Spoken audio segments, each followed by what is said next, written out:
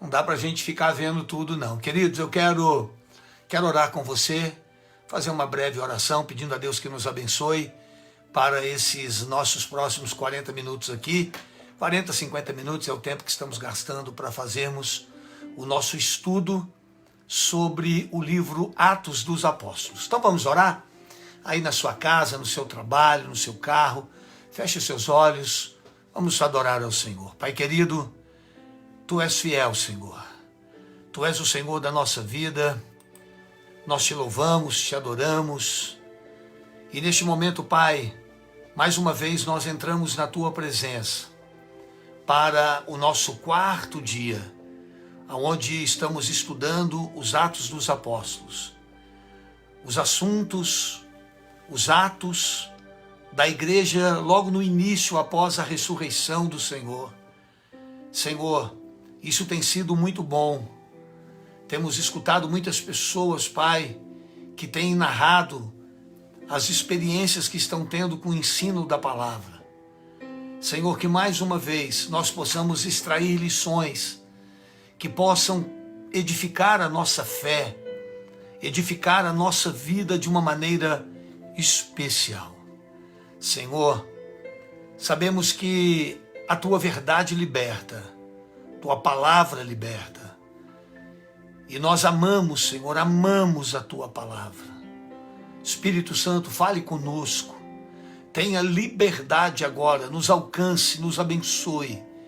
Que esta palavra, Pai, gere cura, milagres, conversão, renovo, restauração no coração de todos aqueles que a escutarem. Para Teu louvor e glória, nós oramos e no nome do Senhor Jesus, nós te agradecemos. Amém e amém. Queridos, graças a Deus, nós estamos hoje podendo iniciar o nosso quarto capítulo, do livro de Atos. Você que não fez os 3 primeiros, quero deixar a dica para os irmãos, sempre falando, Você pode ir lá no YouTube, acessa lá IEQ Progresso JF e você poderá assistir as 3 primeiras lições, os 3 primeiros capítulos. Hoje nós vamos falar aqui a respeito do capítulo de número 4. E ontem nós terminamos o nosso estudo falando mais uma vez a respeito do sermão de Pedro, quando ele mais uma vez falou sobre o arrependimento e depois de ter curado uma pessoa, um coxo, na entrada do templo, na escadaria do templo de Formosa, quando ele cura esse coxo, e esse coxo, ele milagrosamente entra para dentro do templo, saltando, pulando e louvando o nome do Senhor. Isso fez com que essa notícia se espalhasse. Essa notícia, ela tomou uma proporção muito grande. E as pessoas, os líderes religiosos da época, que estavam tentando a todo tempo sufocar o evangelho, não permitindo que o evangelho fosse propagado, fosse divulgado. Esses líderes, quando souberam dessa notícia, da cura desse homem, a Bíblia diz que eles mandaram chamar os discípulos. Então o capítulo 4, ele vai falar da primeira perseguição oficial que a igreja começa a sofrer. Quando a igreja ela começa a atuar no Espírito, quando os líderes religiosos daquela época viram o milagre e souberam do milagre, o capítulo 4 fala disso. Eles tentando calar a fé daqueles homens, tentando fazer com que eles não mais escutassem, não mais pregassem a palavra, para que as pessoas não mais escutassem. Então vamos ler um pouquinho o capítulo 4. Ele fala assim: e estando eles falando ao povo, sobrevieram os sacerdotes e o capitão do templo e os saduceus. Saiba, irmão, toda vez que você viver o princípio da palavra, Alguém está me perguntando, tem no YouTube? Tem sim. IEQ, Progresso JF. Se vocês forem lá, depois vocês vão encontrar. Essa de agora, daqui a pouco, está no YouTube. Então, irmãos, diz a Bíblia que quando os sacerdotes, o capitão do templo e os saduceus, eles souberam do milagre e que uma multidão estava indo ouvir esta palavra, o versículo 2, ele diz assim: doendo-se muito de que ensinassem o povo e anunciassem Jesus da ressurreição dos mortos, lançaram mão deles e o encerraram na prisão até o dia seguinte, pois já era tarde. Essa expressão doendo-se muito, ela mexe muito comigo, porque todo aquele que não é de Deus, todo aquele que não é da fé, ele se incomoda muito quando vê alguém fazendo.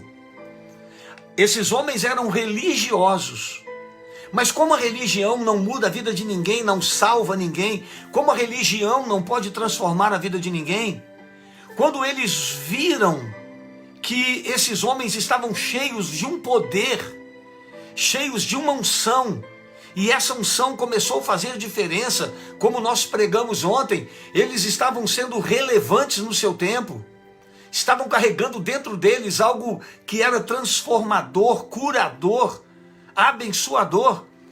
Esses homens que não faziam nada, quando viram eles fazendo, o termo doendo-se muito, esse termo ele mexe comigo. Porque nós vivemos isso todos os dias na nossa vida. Existem pessoas que não suportam ver Deus usando outras. Existem pessoas que ficam extremamente incomodadas quando veem que outros estão sendo usados, que Deus está usando vidas, que Deus está usando pessoas para que o nome dele seja glorificado. Então, existem pessoas que não fazem, elas não se revestem para fazer, mas quando percebem que outros estão fazendo, elas se doem, elas se corroem, elas ficam incomodadas, elas não suportam, é um misto de frustração, de inveja, de vazio. Por quê? Porque esses homens eram sacerdotes, o chefe do templo, eram os saduceus, os mais religiosos do seu tempo. Só que eles não estavam fazendo nada. E quando Deus começa a usar esses homens simples, eles começam a se doer. E eles começam a pensar uma forma de parar esses homens. Sabe uma coisa, irmãos, que eu tenho dito e eu tenho aprendido isso no meu ministério? Quem não faz, se torna inimigo de quem faz. Quem não faz, não suporta ver os que estão fazendo. É doído. Quem não faz, é doído ver que Deus está usando outras pessoas. E de alguma forma, eles querem fazer com que os outros parem. Às vezes inventando uma calúnia, às vezes inventando uma fofoca, inventando uma intriga. Esses homens, quando souberam que os discípulos estavam sendo usados, que vidas estavam sendo libertas, que vidas estavam sendo curadas, diz o texto que eles lançaram mão deles, prenderam eles, lançaram mão deles e os encerraram na prisão até o dia seguinte, porque já era tarde. Por pregarem o evangelho, por anunciar o evangelho, esses homens já no início da história da igreja já foram presos. Meu irmão, o evangelho, ele incomoda. O evangelho, ele é incômodo. Na vida daquelas pessoas que não se convertem, que não aceitam Jesus, ele incomoda. Jesus disse isso, Jesus disse, olha, por amor ao meu nome, vocês serão presos. O sinédrio, os sacerdotes, eles foram lá à alta corte e disseram, vamos parar isso, vamos acabar com isso. Muitas vezes os inimigos são aqueles que estão na suposta fé junto conosco. Às vezes você está fazendo um trabalho, pessoas dentro da própria igreja estão lá te condenando, te criticando, fazendo fofoca com você, com o seu nome, tentando te parar. Por quê? Porque quem faz incomoda. Porque quem está no poder e na unção é um incômodo para quem está na incredulidade. Quem está na luz incomoda quem está nas trevas. Meu irmão, você não pode se abater por causa das suas lutas. Por amor ao nome do Senhor, Ele disse que nós seríamos perseguidos, injuriados, humilhados, caluniados, seríamos levados às prisões. Pois a Bíblia diz, meus irmãos, deixa eu ver a hora. Pois a Bíblia diz que esses homens foram lançados na prisão.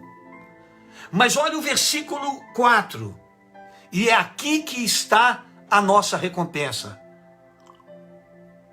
O versículo 4 diz assim: muitos, porém, dos que ouviram a palavra creram, e chegou o número desses homens a quase 5.000. Enquanto alguns que eram líderes estavam tentando parar aqueles que faziam, a Bíblia diz que os que ouviam estavam se rendendo. Enquanto há muitos que não querem, há muitos que vão se render. E sabe para que você tem que olhar? Você tem que olhar para aqueles que querem receber a palavra. Não olhe para aqueles que te criticam. Meu irmão, a igreja vai ser perseguida, a igreja vai enfrentar lutas.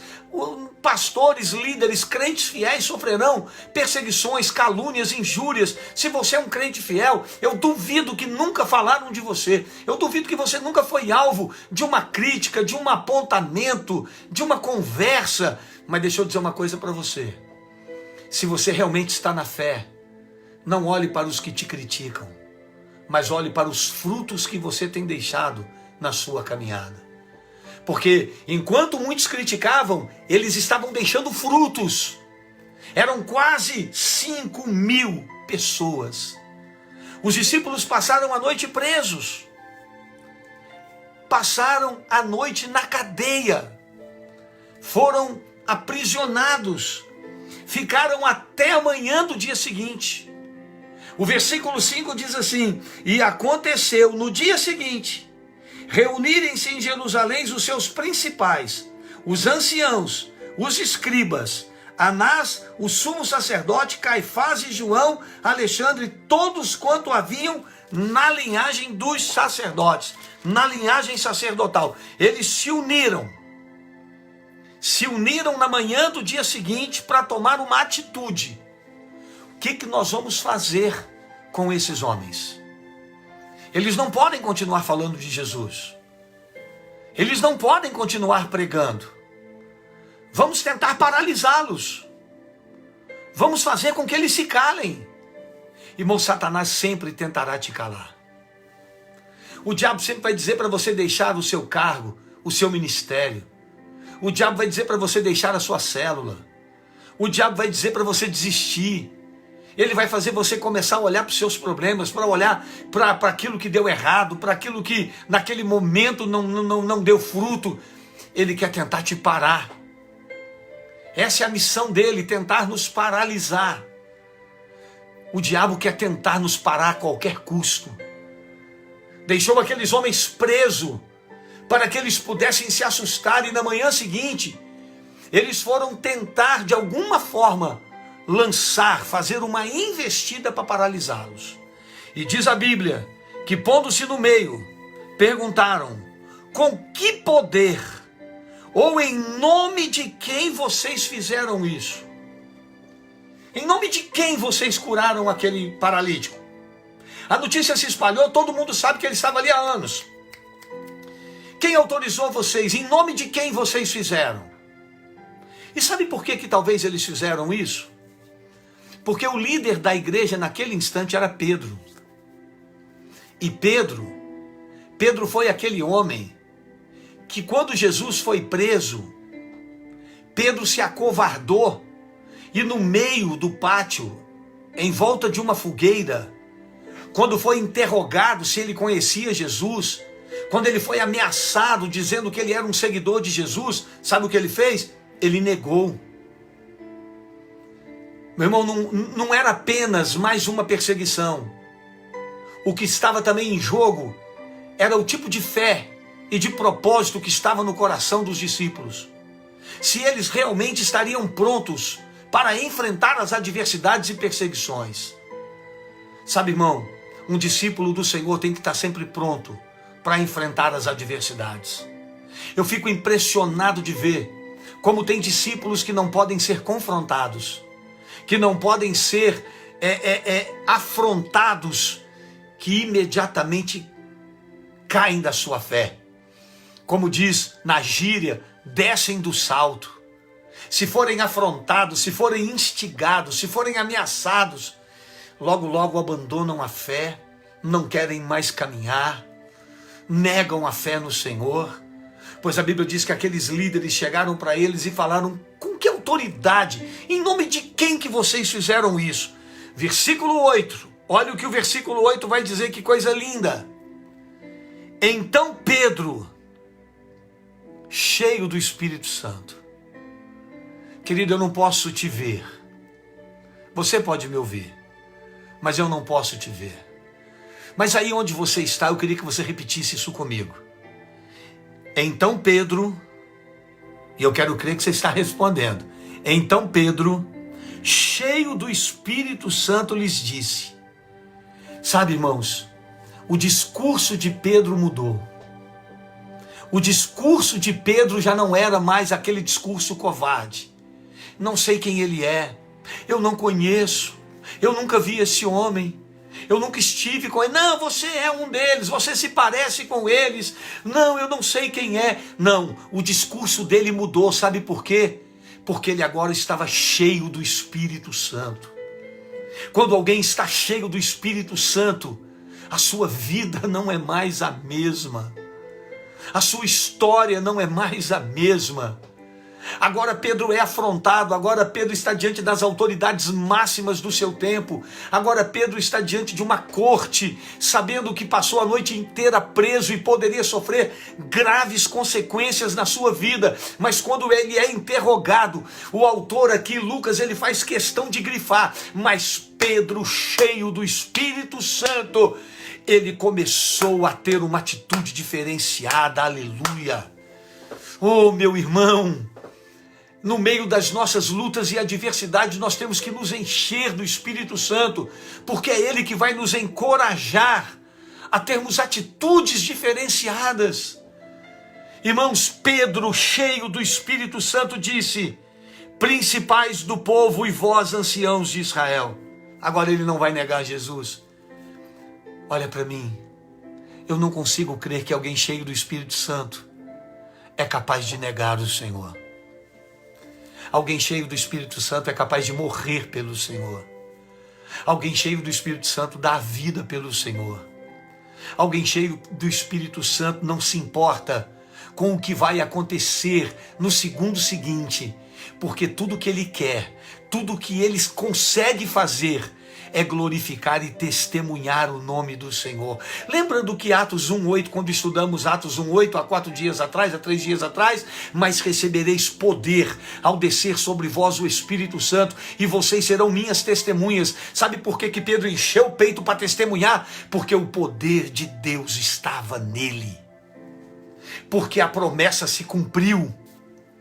Porque ele estava cheio da glória de Deus. Eu não consigo imaginar, eu não consigo entender, eu não consigo aceitar crentes que estão cheios do Espírito Santo, mas o tempo todo estão negando a sua fé. Tem vergonha de assumir a sua identidade cristã, tem vergonha do Evangelho, tem medo de confessar o Senhor como Salvador da sua vida. Eu não consigo, me desculpe, irmãos, isso não entra no meu entendimento, isso não cabe no meu entendimento. Pessoas cheias do Espírito Santo, os frutos, as ações, as atitudes dessas pessoas denunciam quão cheia elas estão do poder de Deus. Pedro, cheio do Espírito Santo, ele disse assim para os anciãos, os líderes de Israel: visto que hoje somos interrogados acerca do benefício feito a um homem enfermo e do modo como foi curado, seja conhecido de vós todos e de todo o povo de Israel, que em nome de Jesus o Nazareno, aquele a quem vós crucificaste e a quem Deus ressuscitou dos mortos, em nome deste é que este está são diante de vós. Oh, aleluia! É no nome dele, é no nome de Jesus. Esse Jesus que vocês condenaram, esse Jesus que vocês crucificaram, ele está vivo e o seu poder foi derramado sobre nós. E nós estamos aqui para fazer a obra dele. Ah, meu irmão, essa igreja surgiu debaixo de um poder. Essa igreja surgiu debaixo de uma unção. É esta unção que Deus tem derramado sobre o seu povo. É esta unção que Deus tem derramado sobre aqueles que creem no seu nome. Uma unção de ousadia. Olha, esse Jesus que vocês condenaram, que vocês rejeitaram, que vocês crucificaram, pois é no nome desse Jesus que esse homem está são, curado, liberto diante de vocês. Ele é a pedra que foi rejeitada por vocês, os edificadores, a qual foi posta por cabeça de esquina. Versículo 12, ele diz: em nenhum outro há salvação, porque debaixo do céu nenhum outro nome há, dado entre os homens, pelo qual devamos ser salvos. Sabe o que é que Pedro está dizendo? Esse Jesus que vocês rejeitaram é o único que pode salvar. É o único que tem poder para salvar. Só Jesus Cristo pode mudar a vida de um homem. Só Jesus Cristo pode salvar a vida de um homem. Meu irmão, como que Pedro estava cheio. Vocês vão ver. Meu Deus, semana que vem, vocês vão ver que coisa tremenda. Semana que vem nada, amanhã. Vocês vão ver que coisa tremenda que nós temos aqui para passar para vocês. Não há salvação em nenhum outro. Só Jesus Cristo pode salvar o homem do seu pecado. Só Jesus Cristo é o Salvador da humanidade. Em outras palavras, Pedro estava dizendo para ele: vocês precisam reconhecer Jesus como Salvador na vida de vocês. Versículo 13. Então eles, vendo a ousadia de Pedro e João, e informados que eram homens sem letras e indoutos, se maravilharam. Vou repetir. Então eles, vendo a ousadia de Pedro e João, sabendo que eles eram homens sem letras, incautos, eram indoutos, incautos, eram homens sem cultura, sabe o que aconteceu? Eles se maravilharam. Mas sabe o que me chama a atenção aqui? Se maravilharam. Eles se maravilharam. Tivemos um piquezinho aqui no Face, mas já voltou. Eles se maravilharam. Reconheceram que eles estiveram com Cristo, mas não quiseram se converter. Sabe, irmãos, se tem uma coisa que a igreja sempre carrega com ela, e é doído, é você saber que as pessoas se maravilham com a palavra de Deus, se encantam com a mensagem, se encantam com o poder de Deus, mas estão assentadas nas suas tradições, estão sentadas no seu achismo e não conseguem se render ao Senhor. Deus não quer que você se maravilhe com a palavra. Deus quer que você se renda à palavra. Deus não quer que você se maravilhe com uma palavra que foi pregada no culto. Meu Deus, que palavra, que mensagem. Meu Deus, hoje o pastor estava inspirado. Meu Deus, esta palavra foi poderosa. Mas o que mudou? Pois eles se maravilharam e não mudou nada. eles se maravilharam, mas nada aconteceu de diferente na vida deles. Olha o texto. E, versículo 14, e vendo estar com eles o homem que fora curado, nada tinham em dizer em contrário. Todavia, mandando-o sair fora do conselho, conferenciaram entre eles, dizendo: que havemos de fazer a estes homens? Porque a todos os que habitam em Jerusalém, a todos, gente, está dando uma pausada aí, mas a todos que habitam em Jerusalém é manifesto que por eles foi feito um sinal notório e nós não podemos negar. Sabe, irmãos, essa tem sido a parte mais difícil do evangelho. E qualquer pastor, eu acho que vai concordar comigo. As pessoas se admiram com a mensagem, gostam de ir na igreja, se admiram com a palavra, choram, reconhecem que essa é a mensagem que salva, que cura, que batiza, que liberta, mas no fundo, não querem se render a ela. Esses homens se reuniram, e não se reuniram para se render a Cristo, não se reuniram para tomar uma decisão, nem ao menos para discutir essa possibilidade, mas se reuniram para tomar uma decisão. E qual a decisão? A decisão é: mas para que não se divulgue mais, vamos fazê-los calar.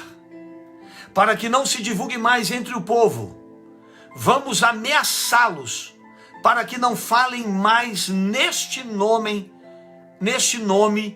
a homem algum. Vamos ameaçá-los, vamos criar uma ameaça. Vamos criar uma ameaça para que eles parem de falar de Jesus. Vamos criar uma ameaça. Vamos dizer para eles que eles vão ficar presos. Vamos dizer para eles que nós vamos matá-los. Vamos ameaçá-los. Irmãos, chamando-os, disseram-lhe que absolutamente não falassem, nem ensinassem no nome de Jesus. Eles receberam uma ordem de não mais falar no nome de Jesus, de não mais citar o nome de Jesus. Eles foram ameaçados. Capítulo 4, versículo 19, diz assim: respondendo, porém, Pedro e João lhe disseram. Irmãos, qual é a sua resposta em meio às suas ameaças?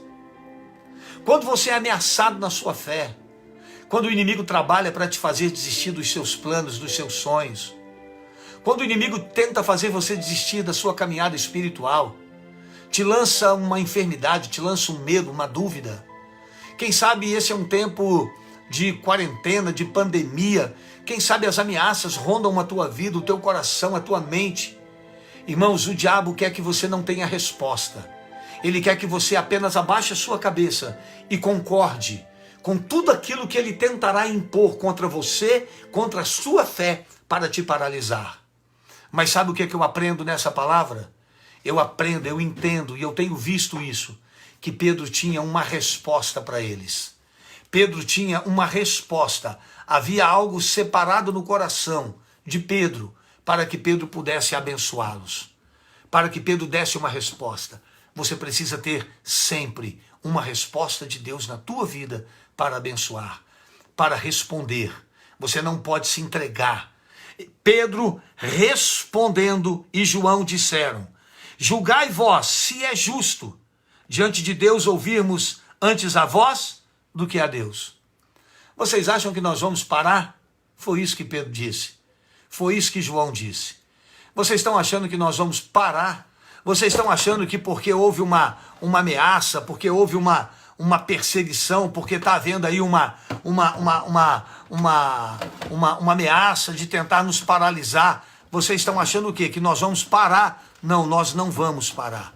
Nós vamos continuar. Nós não vamos parar, porque entre ouvir vocês e obedecer a Deus, nós temos que obedecer a Deus. Meu irmão, nós não podemos parar. Nós não podemos parar. Nós temos que continuar. Nós temos que avançar. Pedro diz: porque não podemos deixar de falar do que temos visto e ouvido. Pedro disse, eu não vou parar. Eu não vou parar, eu não vou deixar de pregar o evangelho. Não tem prisão, não tem adversidade, não tem, se fosse hoje pandemia, quarentena, não tem nada que vai nos fazer deixar de pregar o evangelho. Então, irmãos, esses homens, diz a Bíblia, que eles foram soltos, no versículo 23, diz assim, e soltos eles, meu Deus, o tempo está acabando, e soltos eles foram para os seus, contaram tudo o que lhes disseram, os principais dos sacerdotes e os anciãos. E ouvindo eles isso, escutem, unânimes, levantaram a voz a Deus e disseram. Então olha para cá, quando eles foram ameaçados, eles não desistiram. Eles falaram para aqueles homens, olha, nós não vamos parar. O que os homens fizeram? Como muita gente estava ali e eles estavam já tendo uma popularidade, o que eles decidiram? Tá bom, vocês estão livres, podem ir embora para casa. Esses homens vão para casa. Quando eles chegam em casa, eles começam a narrar para aquelas pessoas da família, a igreja se reuniu, as pessoas ali se reuniram, e eles começaram a contar o que aconteceu. Olha, nós fomos presos, passamos a noite preso, nós fomos interrogados, eles estão tentando fazer a gente parar, eles estão tentando fazer com que o evangelho não propague, querem que o nome de Jesus não seja anunciado, e nós não concordamos, nós não aceitamos. Então diz a Bíblia que eles juntos decidiram o quê? Fazer uma oração. Ouvindo todos eles, vamos fazer uma oração. E qual foi a oração? Você está sentado? Então, cuidado para você não tombar para trás. Qual foi a oração que esses homens fizeram? Eles não oraram pedindo livramento. Eles não oraram, Deus, não permita que a gente seja preso. Deus, por favor, eu estou te pedindo, Senhor, não deixa mais a gente ir para a prisão. Ah, Senhor, cega eles se eles vierem aqui. Não.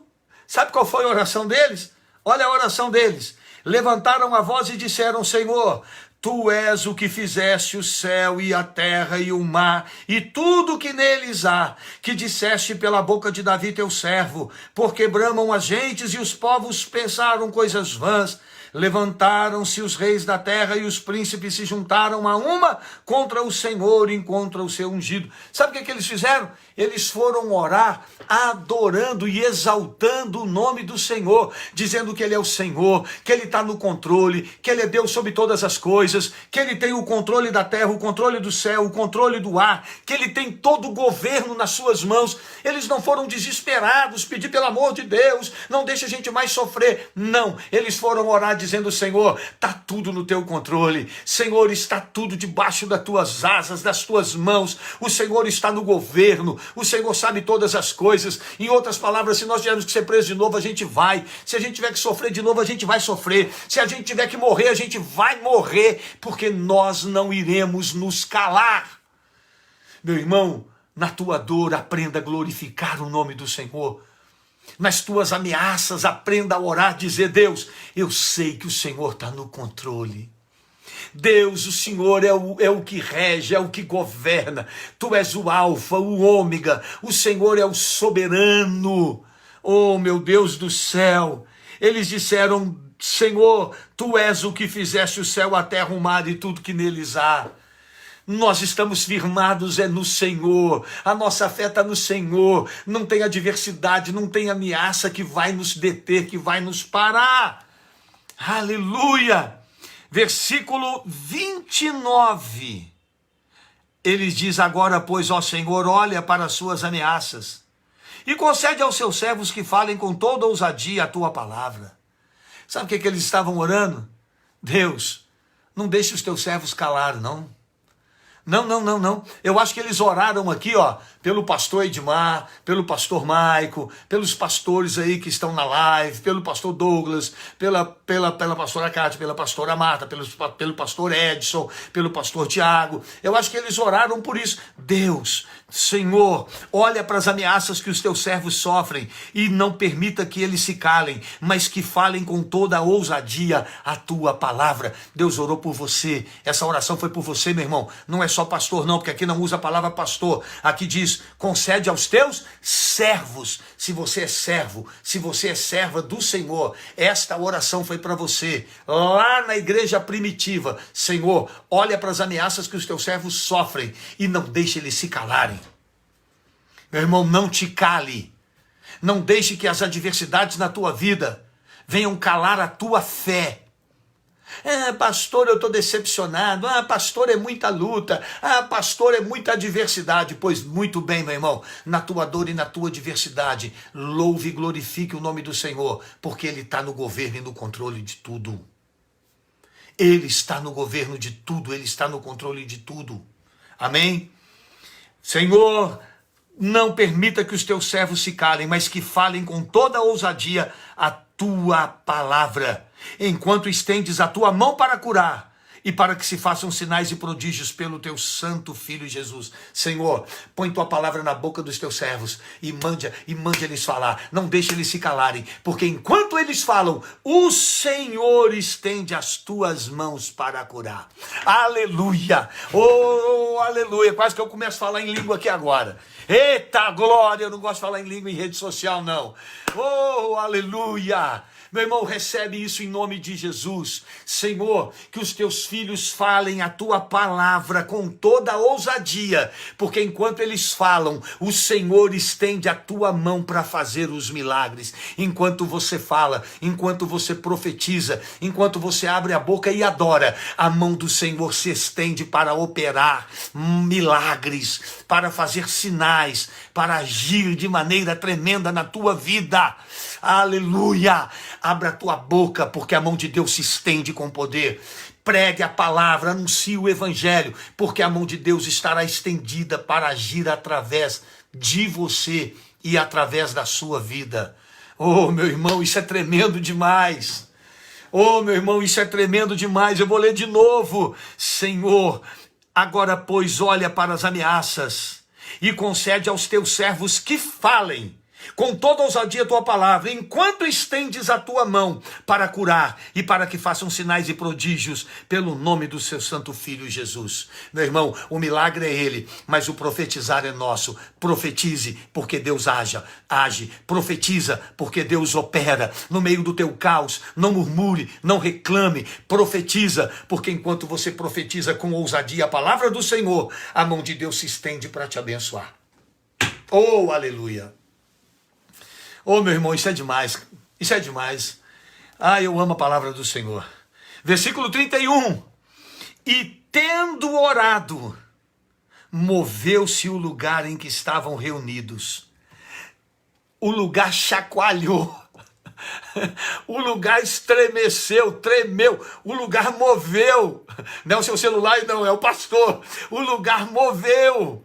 Meu irmão, quando você está na fé e firmado na rocha, os céus se abalam, o inferno estremece, o lugar se moveu. E quando o lugar se moveu, a Bíblia diz que todos foram cheios do Espírito Santo e anunciavam com ousadia a palavra. Lá na igreja primitiva, quanto mais eles tentavam calar a igreja, mais poder vinha, mais unção vinha, mais autoridade vinha, mais a palavra era pregada. Meu irmão, não vamos parar, não vamos calar, nós vamos continuar fazendo a obra do Senhor. Enquanto profetizamos, o Senhor opera. Enquanto profetizamos, o Senhor nos enche do Espírito Santo, nos dá poder. Oh, fantástico! Aleluia! Oh, glória!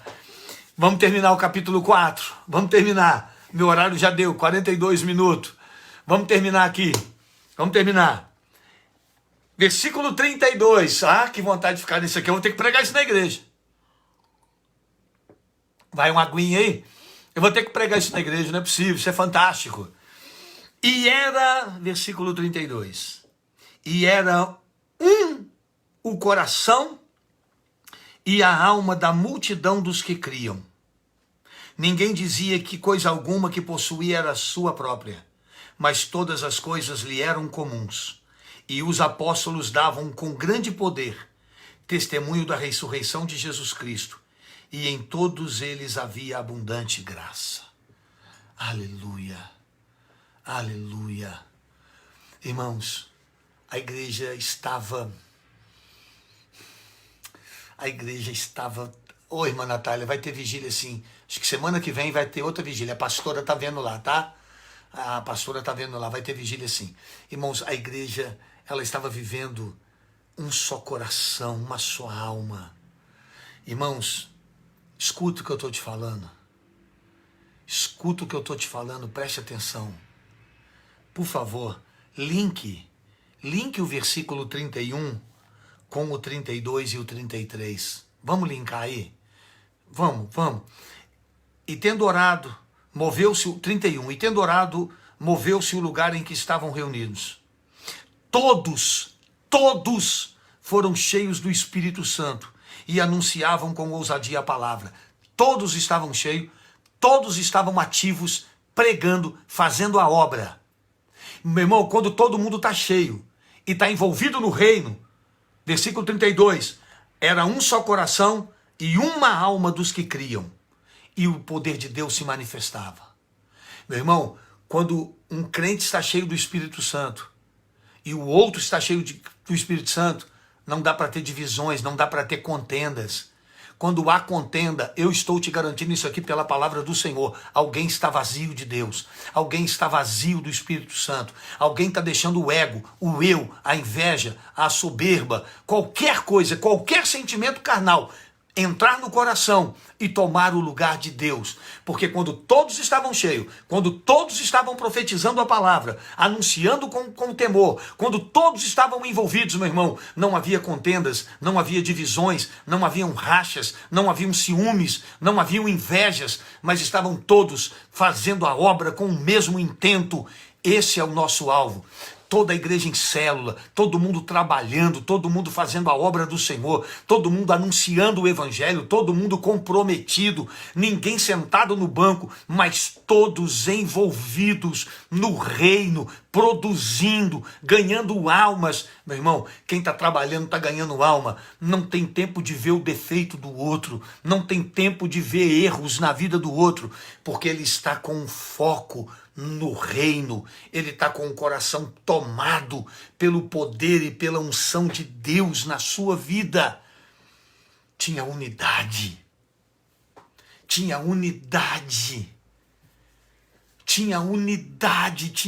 a presença do Espírito. Aonde há presença do Espírito não tem contenda, não tem divisão, não tem facções. Oh, meu Pai, aleluia.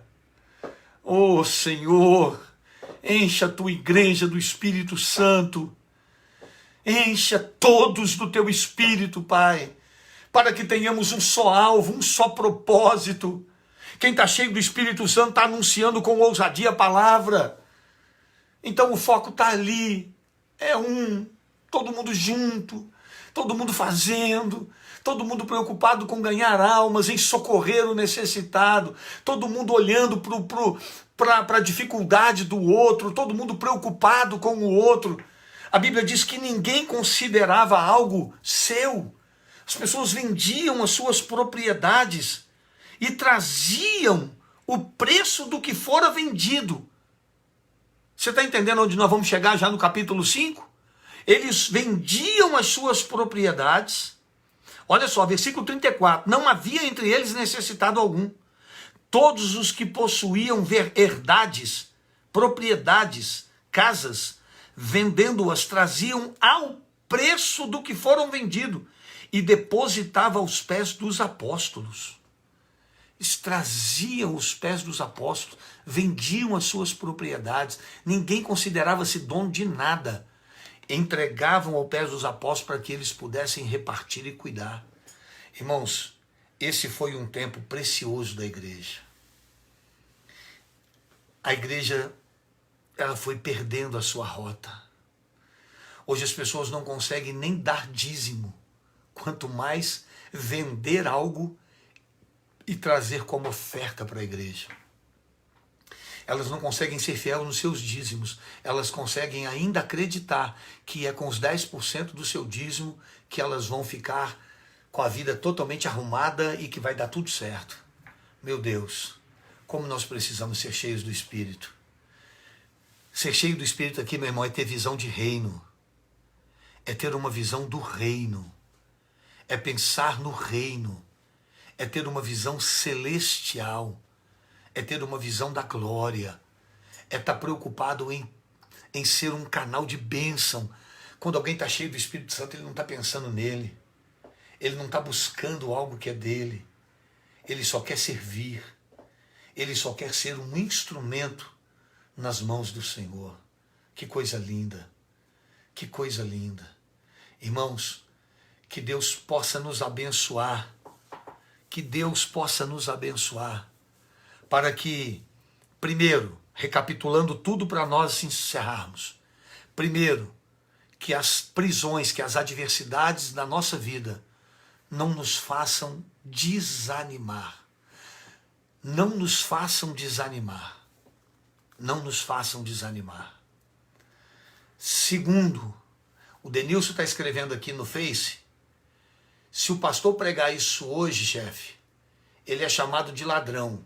Sabe qual que é o problema, Denilson? É que aqui a Bíblia diz que os apóstolos davam grande poder testemunhando Jesus. O problema hoje é que por causa de uns, todos acabam sendo criticados. Mas deixa eu voltar aqui. Irmãos, que a gente não se intimide em meio às nossas ameaças. Que a gente não se intimide em meio às nossas lutas. Que quando o inimigo tentar nos parar, nos paralisar, vier com uma ameaça, seja ela quais forem, que os nossos olhos possam estar voltados para o Senhor e que a gente possa estar firme na fé, sabendo que Ele está no controle, que a nossa oração seja essa: Deus, eu sei que o Senhor está cuidando da igreja, eu sei que o Senhor está cuidando de mim. Senhor, eu não sei quanto tempo, mas daqui a pouco tudo isso vai passar. Eu não sei que tipo de aperto que eu vou passar, mas eu tenho certeza que não está nem de longe perto do que os teus servos passaram no passado. Não está nem de longe. Tudo que eu passar não está nem de longe perto do que a igreja já passou no passado. Então, Deus, eu quero estar de pé, eu quero estar firme. E quando você ora isso com sinceridade, meu irmão, o poder vem, desce. O Espírito Santo vem. A presença de Deus vem. Enquanto você profetiza, a mão de Deus se estende e Deus começa a abençoar a sua vida de uma maneira especial. Que em nós haja um só coração, uma só alma e um só desejo de continuar servindo e sendo fiel ao Senhor. Amém. Que nada venha nos afastar do amor de Deus, da presença do Senhor. Eu não sei porque o meu som parou aqui. Deixa eu mexer no cabo aqui. Parece que ele está com um mau contatozinho aqui. Então eu quero orar com você. Quero pedir a Deus que possa abençoar a sua vida, para que você possa ser cheio do Espírito Santo. Hoje quase que eu comecei a falar em língua aqui. Eita, oh meu Deus do céu, se começar a falar muito aqui, o fogo vai pegar pelo telefone mesmo.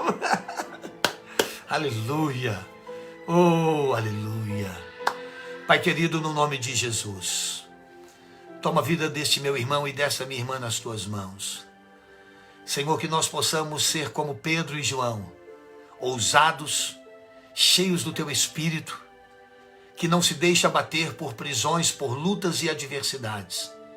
Que quando tentarem nos calar, quando as lutas vierem nos intimidar, quando o inimigo tentar de alguma forma nos parar, seja através de uma doença, seja através de uma notícia, seja através de uma situação, que a nossa resposta possa ser a de Pedro.